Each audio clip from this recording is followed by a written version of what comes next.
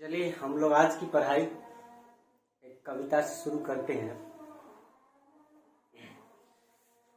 तू एक दिन ही जी मगर तू ताज बनकर जी, तू एक दिन ही जी मगर तू ताज बनकर जी, अटल विश्वास बनकर जी, अमर यू गान बनकर जी, मत बन पुजारी स्वयं तू भगवान बनकर जी।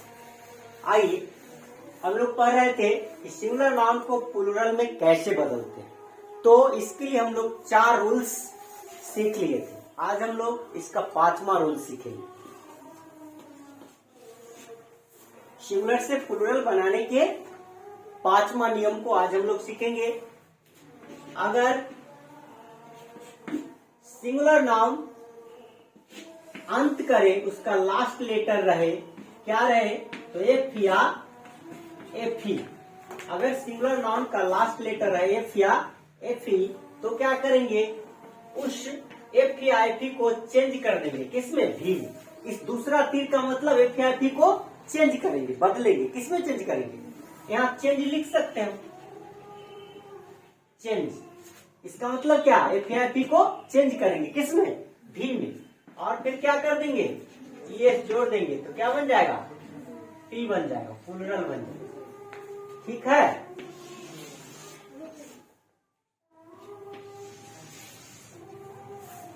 कोई दिक्कत? अगर सिंगुलर नाउन का अंतिम अक्षर एफ या एफ ही रहे, तो उस एफ या एफ को चेंज कर देंगे। किसमें? भी में। और तब एस जोड़ देंगे तो हमारा नाउन प्लूरल बन जाएगा। जैसे क्या? Leaf, LEAF, leaf. लीफ मतलब क्या होता है? पत्ती।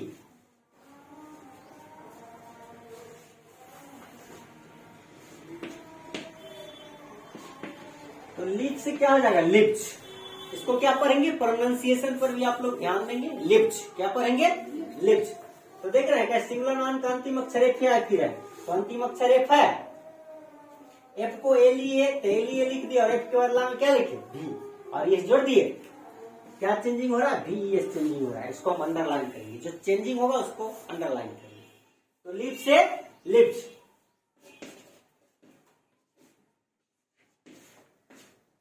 हिप से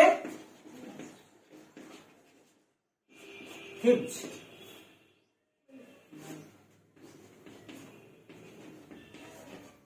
नाइफ से नाइफ्स,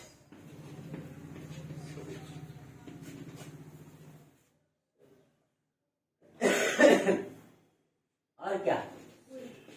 वाइफ से वाइफ्स।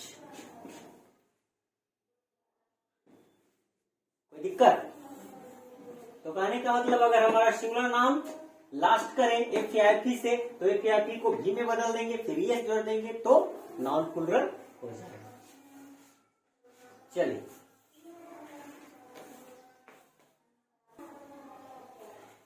तो नियम नंबर 5 हम लोग पढ़ लिए थे। सिंगुलर नाउन के अंत में एफ या एफ है तो भी में बदल कर एस जोड़कर उनका प्लूरल कर देंगे। उस नियम का कुछ अपवाद है। अपवाद का क्या मतलब होता है आप लोग समझ चुके हैं।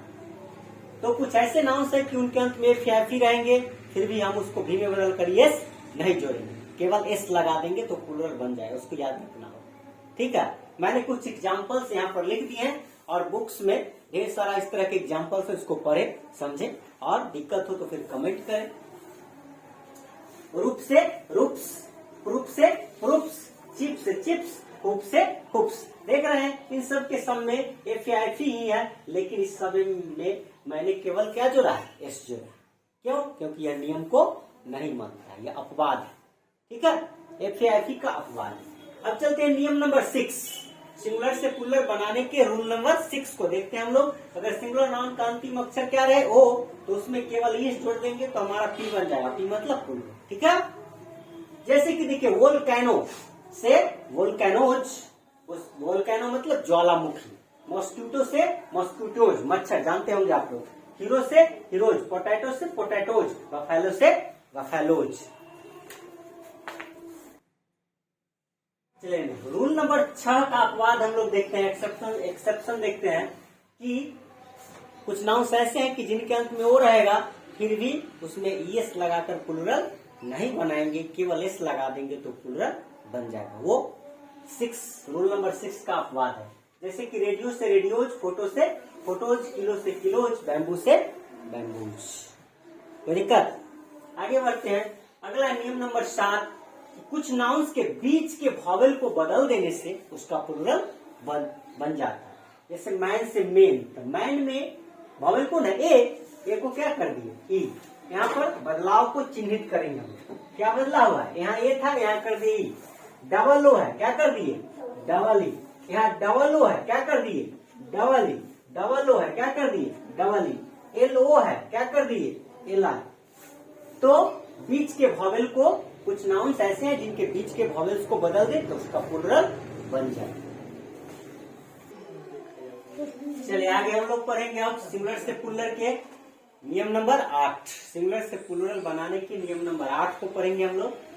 नियम नंबर 8 कहता है कि कुछ नाउन्स के अंत में आर ई एन और ई एन जोड़कर उनका प्लूरल बनाया जाता है। उसका एग्जाम्पल हमने लिया चाइल्ड, के अंत में क्या जोड़ दिए? आर ई एन, तो चिल्ड्रेन।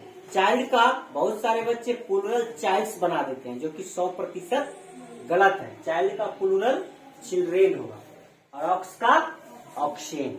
ठीक है। अब चलिए नियम नंबर 9। नियम नंबर 9 में हमने लिखा है कंपाउंड नाउन्स को प्लूरल बनाना। कंपाउंड नाउन्स को प्लूरल कैसे बनाएंगे? तो सबसे पहले तो हम लोग ये समझ ले कि कंपाउंड नाउन्स होता क्या है। तो जब कंपाउंड का हिंदी होता है संयुक्त। कंपाउंड मतलब संयुक्त। जब 2 या 3 वर्ड्स मिल करके एक अलग तरह का अर्थ प्रदान करें, जब तो 2 या 3 वर्ड एक साथ मिल जाए और वो अलग तरह का अर्थ प्रदान करे, तीसरे तरह का अर्थ प्रदान करे, मतलब 2 वर्ड को जोड़ेंगे तो दोनों अपना अपना अर्थ नहीं देगा, बल्कि दोनों का मूल अर्थ गायब हो जाएगा और तीसरा अर्थ देगा। नहीं तो उसी को हम लोग क्या कहते हैं? Compound noun. जैसे father in law, mother in law, brother in law, man servant, maid servant, ये सब क्या है? Compound nouns. तो कंपाउंड नाउन्स का हम लोग प्लूरल कैसे बनाएंगे? तो इसके कई नियम है। अभी हम लोग पहला कंपाउंड नाउन्स को प्लूरल बनाने के पहला नियम देख रहे हैं।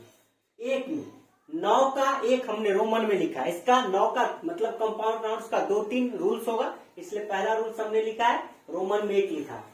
तो हमारा पहला नियम कहता है कि सामान्यतः कंपाउंड नाउन्स के अंत में एस लगा देते हैं तो उसका प्लूरल बन जाएगा। जैसे मैन सर्वेंट, मेड सर्वेंट के अंत में एस जोड़ दिए तो मेड सर्वेंट्स हो गया। मेड सर्वेंट का मेड सर्वेंट्स, और बुक सेलर का बुक सेलर्स, स्टेप सन का स्टेप सन्स। तो कुछ कंपाउंड नाउन्स ऐसे है कि उसके अंत में एस जोड़ दे तो उसका प्लूरल बन जाए। ठीक है। चलिए अब आगे इसका देखते हैं।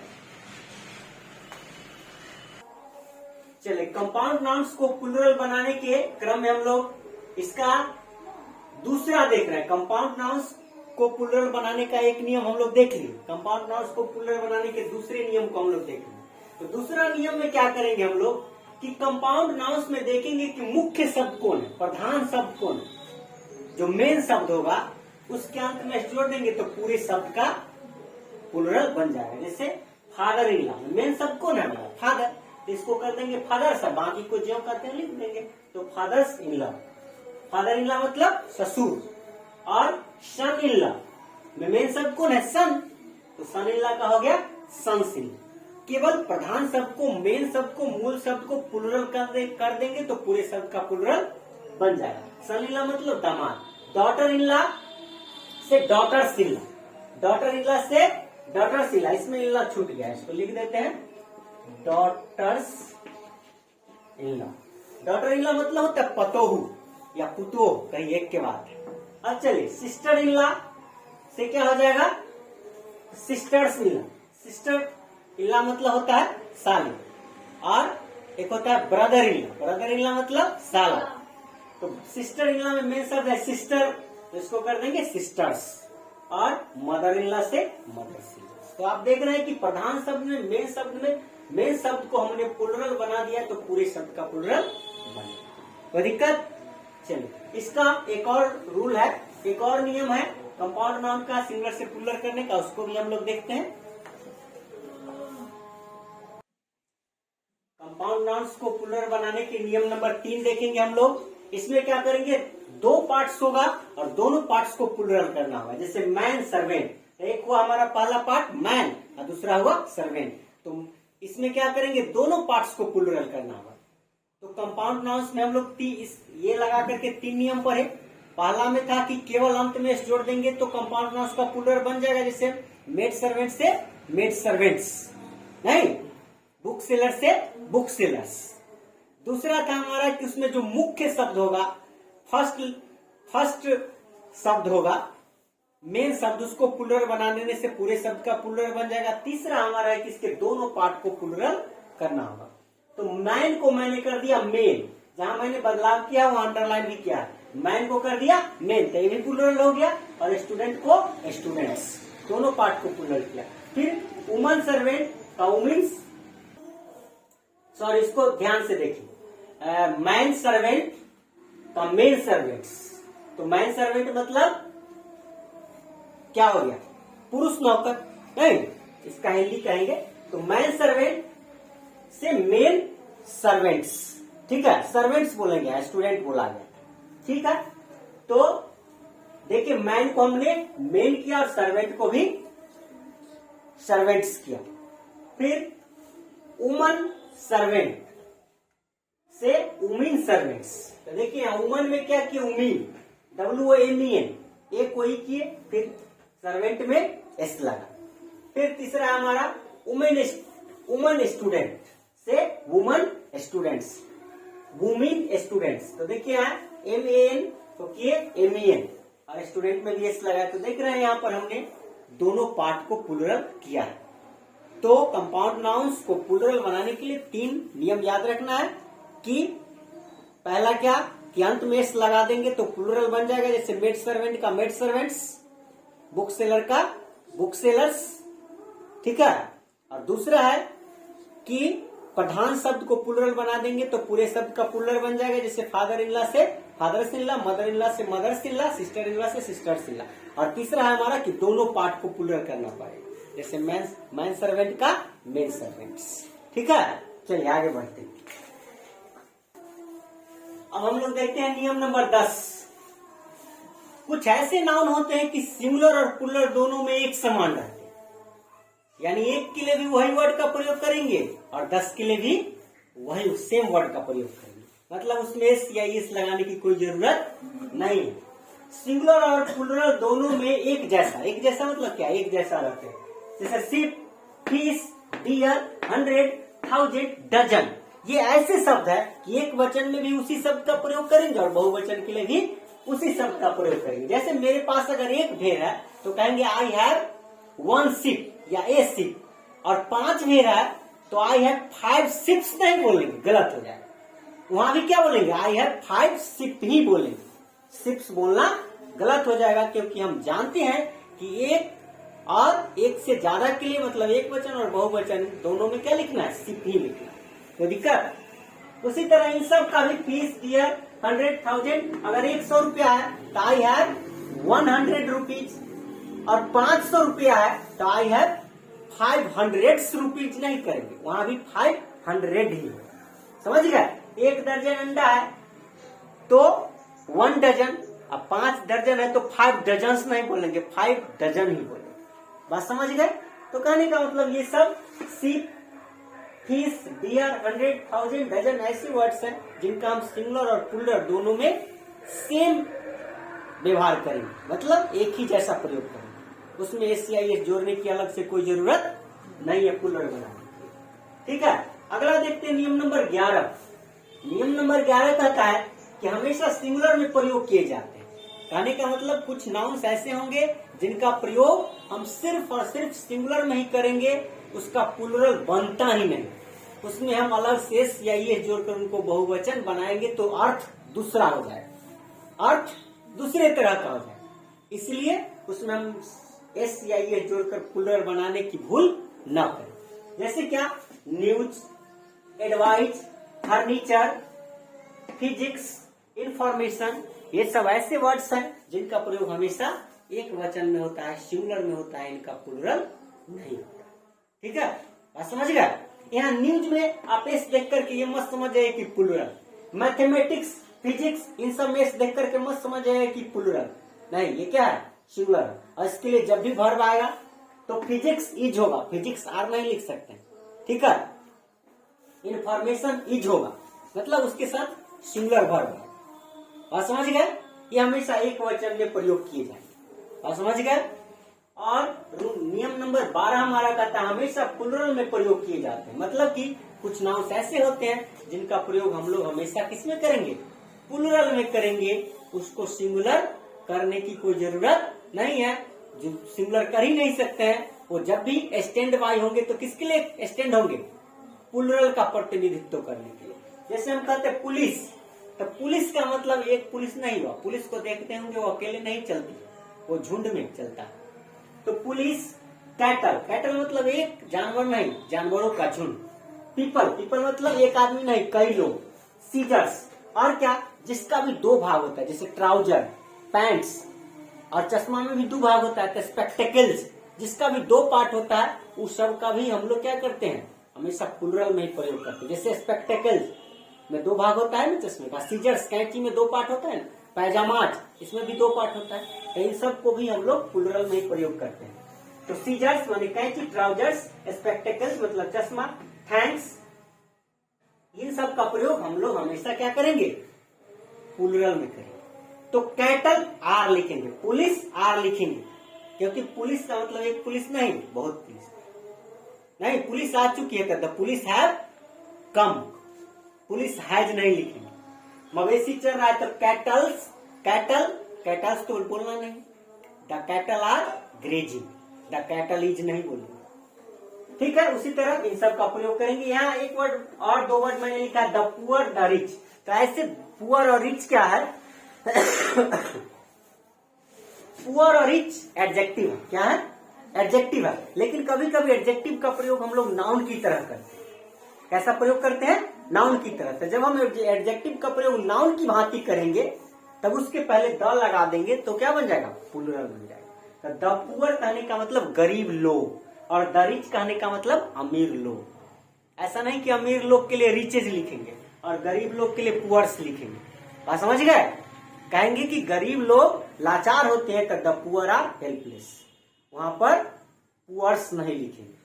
तो एडजेक्टिव क्यों, क्योंकि हम यहाँ पर पुअर का प्रयोग नाउन की तरह कर रहे हैं। तो जब एडजेक्टिव का प्रयोग हम नाउन की तरह करेंगे तो उसके पहले द लगा देंगे तो प्लुरल बन जाएगा। कोई दिक्कत। चलिए आगे देखते हैं। देखिए नियम नंबर 13 और आखिरी, सिंगुलर से प्लुरल बनाने के रूल्स को, आखिरी रूल हम लोग देख रहे हैं। एब्रीविएशंस, एब्रीविएशंस को हिंदी में कहते हैं संक्षिप्ताक्षर। क्या कहते हैं, संक्षिप्ताक्षर। संक्षिप्ताक्षरों के प्लुरल मतलब संक्षिप्ताक्षर को प्लुरल कैसे बनाएंगे।